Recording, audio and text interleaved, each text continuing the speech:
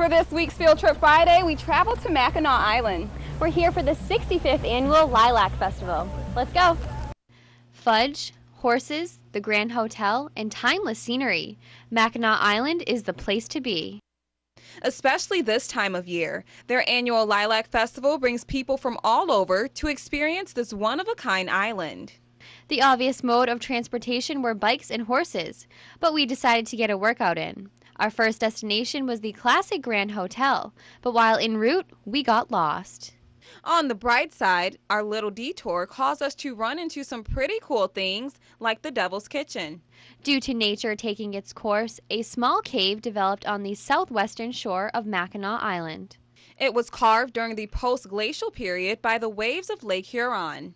As we tried to find our way back, we couldn't help but take in the beautiful scenery and take a quick break.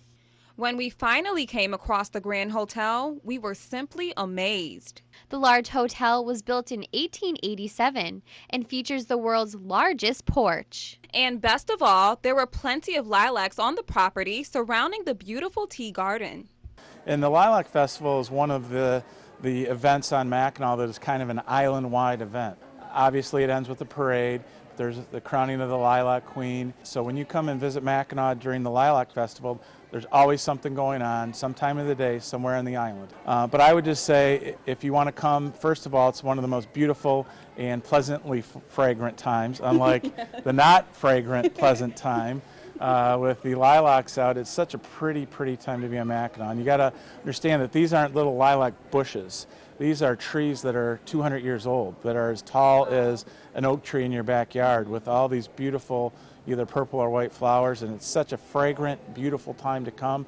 But it really is a time where you can come and experience all that Mackinac has to offer because everybody's participating, and I think it makes for a really fun 10 days here on the island. The warm welcoming that we received made it hard for us to leave, but there was more exploring that needed to be done. We took time to smell some fresh lilacs, and then we followed a sweet and savory smell all the way to Ryba's Fudge Shop. We saw firsthand how something so delicious was made from scratch.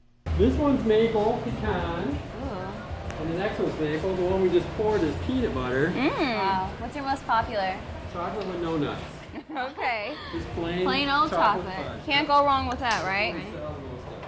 And we got a sweet taste of the finished product. It's pretty good. It's sugary.